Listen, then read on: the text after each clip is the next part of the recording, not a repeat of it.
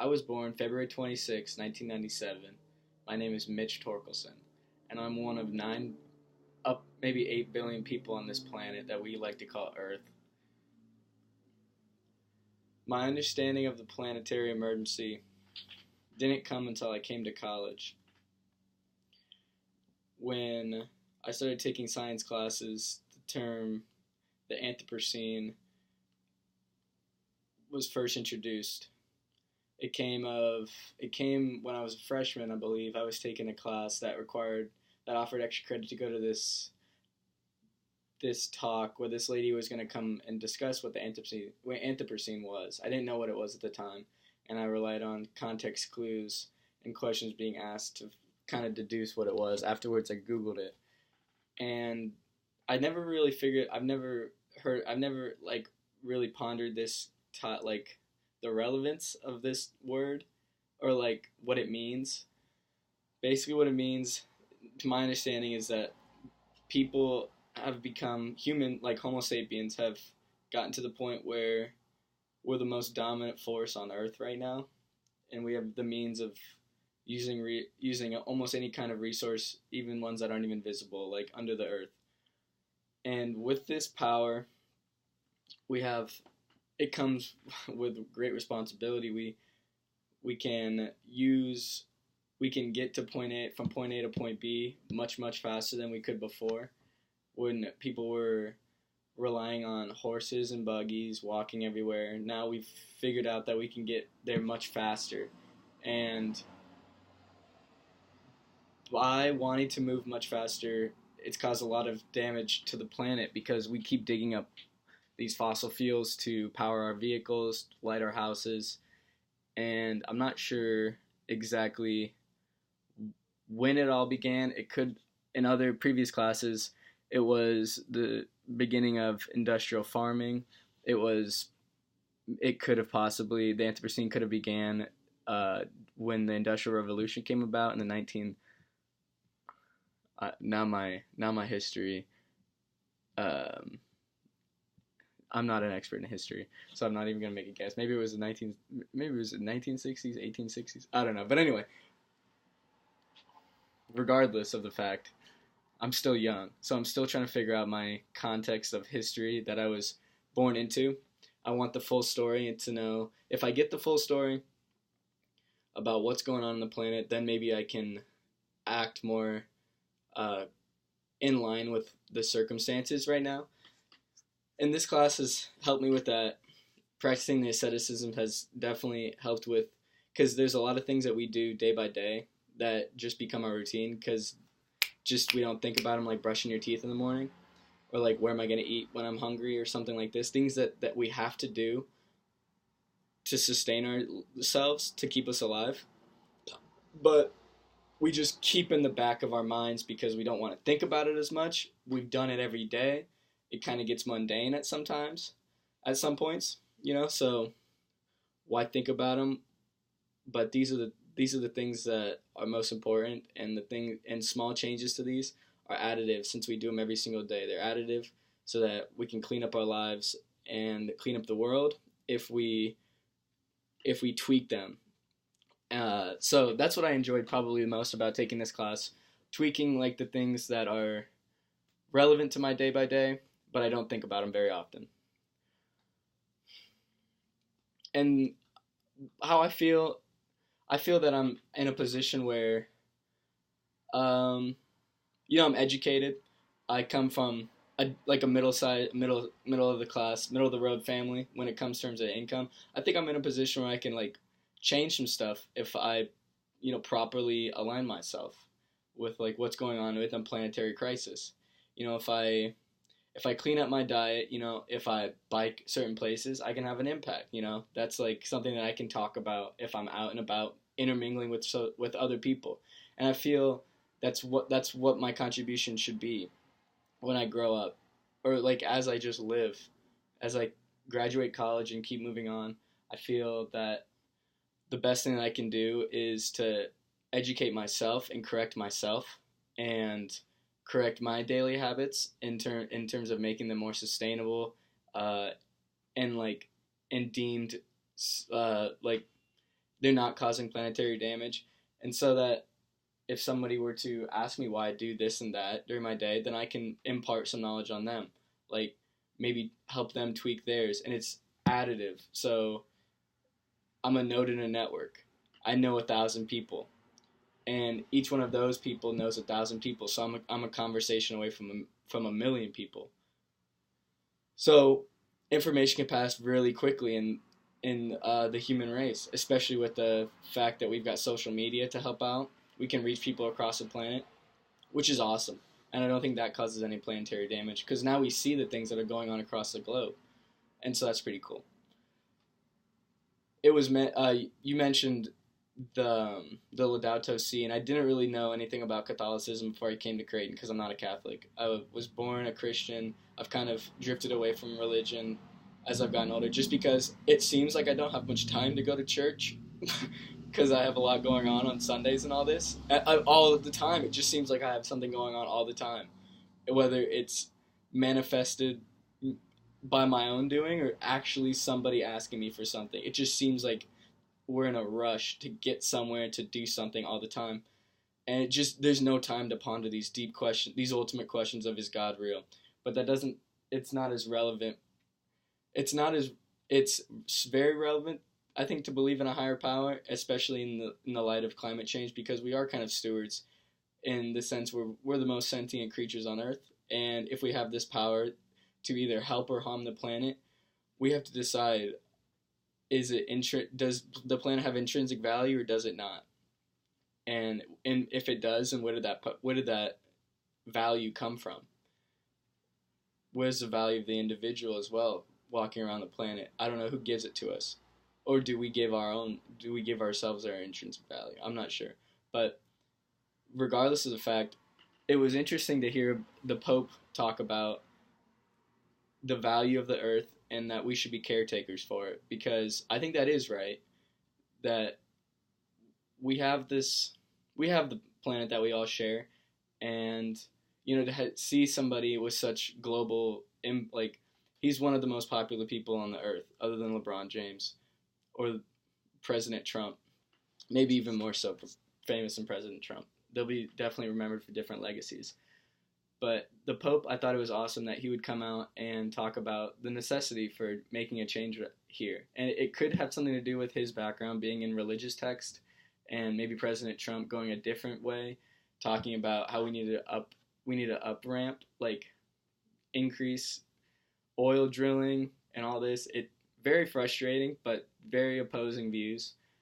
And to see him clash is uncomfortable because it makes me uncomfortable with what is going on throughout the aging process of somebody. It's like you don't become more, there isn't like some set correctness.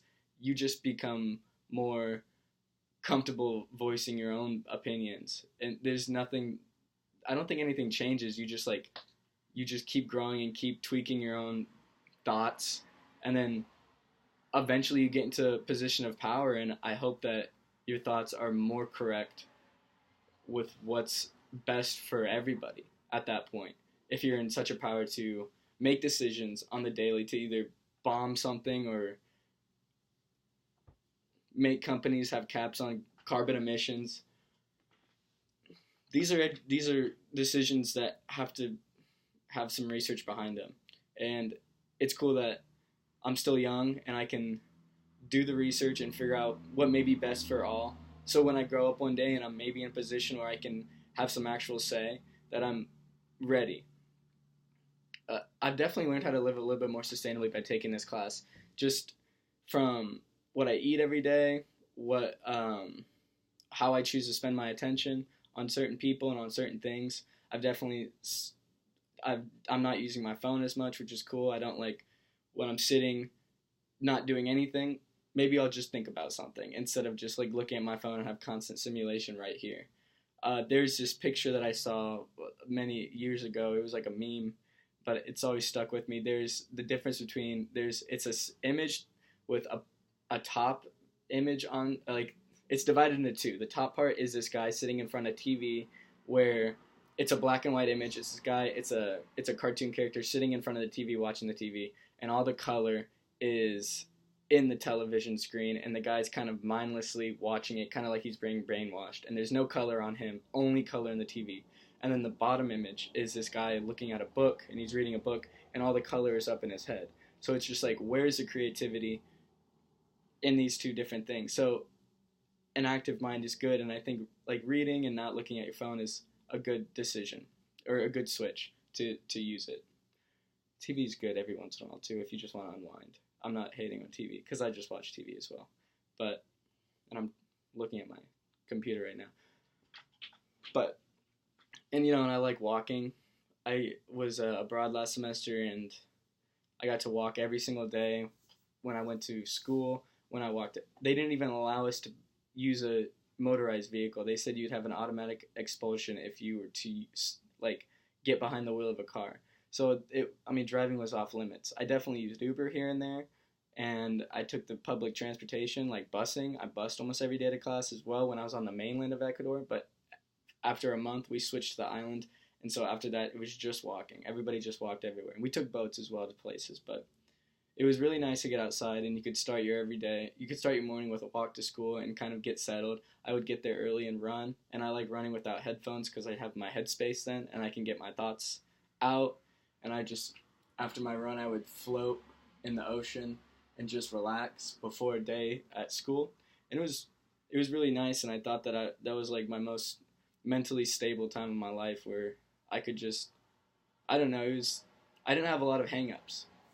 I didn't have a lot of thoughts that kept coming back and they wouldn't cease because I had time to digest everything that was happening and find ends to these thoughts that would just seem to persist. I could finally cut them, and they would stop bugging me. So that was really cool. I think I had a lot of time to grow, and maybe I could use some of those.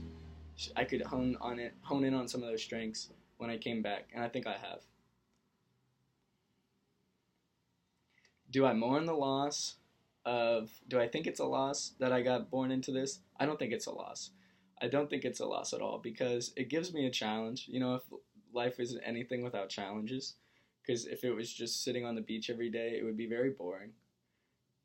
If I didn't have something to do, if there wasn't something to strive for, you could look at yesterday, your own personal yesterday, and look at yourself then, and look at yourself today, and think, wow, I've made some real improvement. That's a really good feeling. And so striving towards doing what you personally can to better the world out of an environmental emergency like this, it's definitely something to do. And it's a call to action that I don't think the planet has ever seen before. We've had call to actions when it comes time from America to start a war with somebody else, with another country, but that's just locally in terms of a country. But in terms of entire planet, this is a call to action for everybody, and that's exciting. And it could have a um, like a bring people together, kind of like a cooperation type thing. But it could also have the flip side of that. There's a flip side to everything. But I don't think it's a loss. I'm not grieving, at least. It's sad that you see a lot of species becoming extinct, but I also just think this is a catalyst for change. It's like a catalyst for, the planet is not going to die. We're going to die, if anything. The human race is going to become extinct, if anything. The planet is here to stay. So to call this in a planetary crisis, I think is incorrect, or just a little inaccurate with the vocabulary, just because this will persist. The place that we call home will persist, but our entire time scale of evolution will stop. And, well, then we'll have a new planet and somebody else can take over. And then it'll just all start over. So it would really suck if it ended, though, because I think it's better to have something than nothing. And the human race is pretty cool. We have our own, I like watching people skateboard and all that, and I like to see people swim really fast. Like, watching Olympics is awesome to see, human feats, and I think to have those cut short is kind of like, oh man, like you didn't maximize your potential as a human race speaking. So just to review real quick before I kind of wrap this up, I think that my role in the environmental crisis is to figure my decisions out as best as I can, to, as in like deciding doing research to figure out what kind of food should I eat that's best for myself and for the planet. What politics am I gonna vote for? Well, I'm a voting age. I was gonna say when I'm older, but I can vote now. So I need to figure out what are the things that I can forget about and not just add more confusion. Like, what are the things, like pro-life, pro-choice thing? It's important for sure, but I think there are definitely more important things.